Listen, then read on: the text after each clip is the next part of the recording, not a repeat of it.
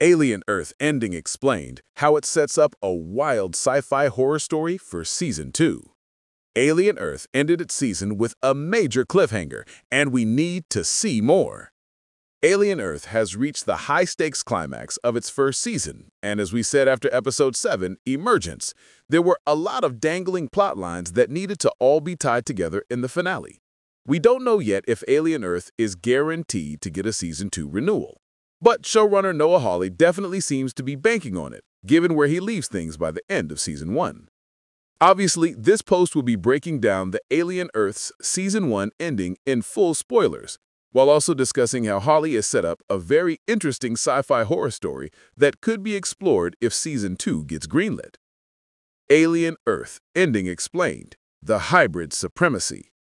Alien Earth Episode 8 sees Wendy, Sydney Chandler, fully come of age, so to speak, as she fully turns on Boy Cavalier and her prodigy handlers.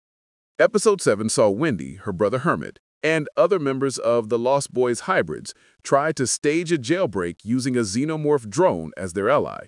That attempt failed, and Episode 8 finds Wendy and the rest of the hybrids getting rounded up by Prodigy and locked in a jail cell where Boy lets them know in no uncertain terms that they aren't people, they're property. Floor models to sell the concept of hybridization to the world. However, like in real prison, putting all the prisoners together proves to be a mistake. Wendy and the Lost Boys finally have reason to fully reject the fantasy Boy tried to sell them on, reclaiming their human names after visiting their own graves, and finally claiming their own agency. The Lost Boys split up into groups. Wendy saves Hermit and hunts down Boy Cavalier. Slightly and Smee subdue their synth handler Kirsch and his rival cyborg Morrow after their duel, while Nibs Lily Newmark apprehend scientist Dame Sylvia. In the end, the hybrids gather all the leading adult figures and lock them in the cell, while using Wendy's pet xenomorph to eliminate the Prodigy and Yutani military forces, stalking them around the island. Alien Earth Season 2 would be a great sci-fi story with some horror. With Boy having evacuated the island before Wendy's takeover, and Weyland-Yutani cutting off the island from the outside world for its strike, Wendy and the Lost Boys had the Neverland facility totally under control. The only lingering danger is that some of the monsters, like the maniacal, scheming eye creature, escape in the chaos and are still at large. This sets up immediate stakes for Alien Earth Season 2, which are exciting to consider. The Eye inhabits the corpse of Arthur Sylvia, who is the sort of perfect candidate that Boy Cavalier wanted. Big enough brain for the Eye to manipulate and possibly learn from, but not physically that much of a threat. Still, Eye Arthur is lurking around the island and the Neverland facility, and the Eye's unrivaled intellect means it could do all sorts of sabotage that could possibly put the Lost Boys or others in peril.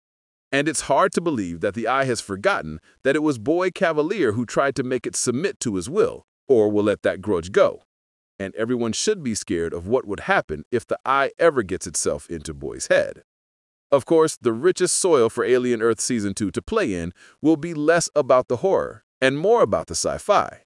Hawley is clearly intrigued by the sci-fi themes and subtext of Alien, from megacorporations to the artificial life forms and general technology of the franchise. The hybrids were curious, if not compelling protagonists to focus on in Season 1, but now we know why Hawley made that narrative decision. The metaphor for maturation has proven to be more profound than anyone could have surmised, and the Lost Boys' teenage rebellion is a great through line for the second season to build on. What does Wendy's rule look like? What are the hybrids' ultimate goal? Is there even a place on Earth for them, or is space their final frontier? Is there any way for the heads of Prodigy and Weyland-Yutani to regain control? Or will the hybrids topple the entire balance of power between the 5 megacorporations? And what would happen if the world learns that the first hybrids turned on their creators? If nothing else, Hawley has succeeded in expanding the world of Alien. Corners of this franchise that few fans looked into are now wide open with thought-provoking concepts, while the story is firmly grounded in characters and actors that fans are rallying around. Morrow, Wendy, even the Eye. With the Alien and Predator franchises both in the midst of major resurgences, Alien Earth Season 2 seems like a no-brainer.